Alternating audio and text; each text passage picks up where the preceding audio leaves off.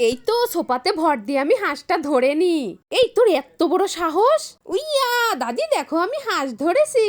অমি তো পড়ে যাবি, নেমে আয় নেমে আয়। ঠিক আছে নামছি। বাড়ির সবকিছু খেয়ে শেষ করে দিল।